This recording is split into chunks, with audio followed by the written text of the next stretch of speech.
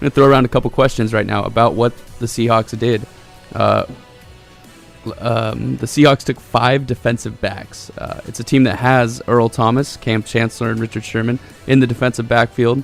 The question I want to know is does this mean that these players are too old, broken down, not good enough anymore, or is this what kind of move, what statement does this make? Well, Earl Thomas is 27, and as we know, he's coming off a broken leg from last season. So he's been rehabbing all offseason, which puts him a step back.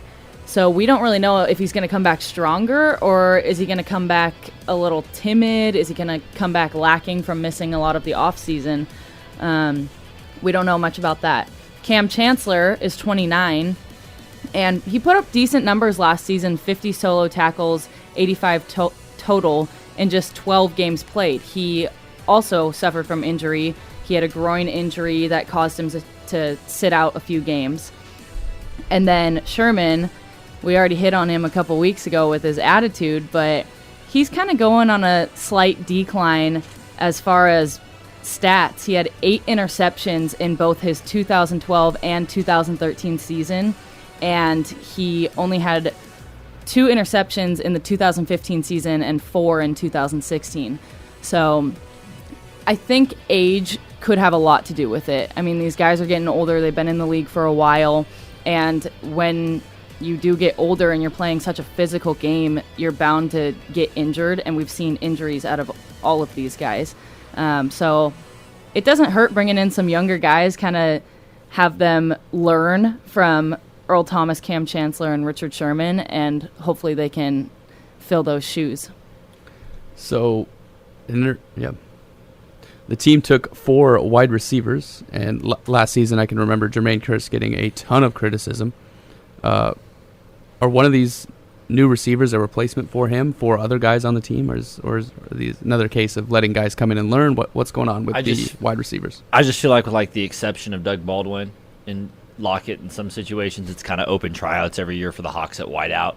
They just kind of go try to find the new hot thing with a lot of speed and someone that can stretch the field for Russ a little bit, and they found that.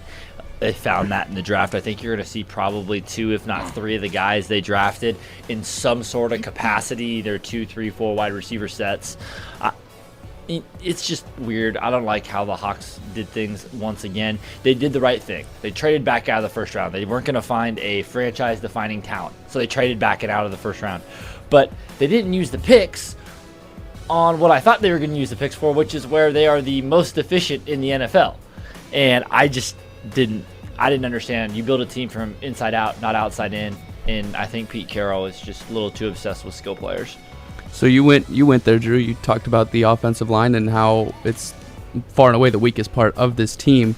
They had plenty of picks. However, they only used 2 of them on offensive linemen. DJ, you're a football player. Make sense of it for us. Yeah. Why? Just a real quick note, we were talking about 40 times. Russell Wilson also ran a faster 40 than that Carson kid. Your quarterback should never run a faster 40 than your running back. Yeah. Very interesting. End of story, especially when your quarterback is shorter. Yes. But getting back to the offensive line, I mean, I kind of went on a rant on Facebook. I think it was on Christmas Eve. Who were they playing? Arizona. Yes. And this is the reason why I've become sort of I'm still a Seahawks fan, obviously, but I really like the way the Dallas Cowboys have done it.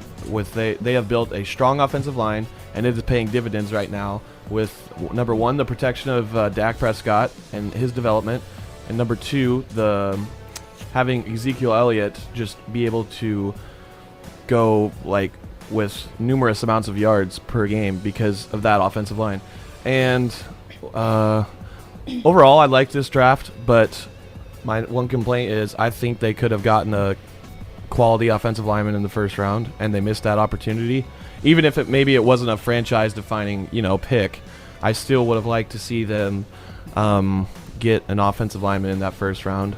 But overall, like I said, I like this draft. Football is a war of attrition, and we traded around and ended up with 10 picks, and so it's just going to build more depth. But I would have liked to see more offensive linemen picked. personally. Yeah, there's the lowest paid offensive line in the league. And Yeah. the lowest and the least productive offensive line in the league. I think we should draw a parallel between those two things. And I think the result of only choosing using 2 picks on offensive linemen shows that I guess they have confidence. I don't personally see it, but the coaches have confidence that this O-line is going to get better, which they better, or else it's going to be another long season. And they did pick up 2 linemen in free agency, which I will tip my hat to, because I Yes. think college football has kind of ruined the offensive line position because no one puts their hand on the ground anymore. 1, 2, everyone's pass blocking, and you don't have. And then you have the NFL with these new contact rules. You can't hit anybody. So how do you teach your O-line how to block? Yeah. You can't. So I think those are 2 things that have changed the game. So I'm happy that the Hawks did go out in free agency and did get 2 veteran linemen because they need them. Schneider said it best. He said it's really refreshing when you put on the tape and you see a pro-style offense in the college game. Yep. Because it makes scouting them that much easier because they've already done it. Yep.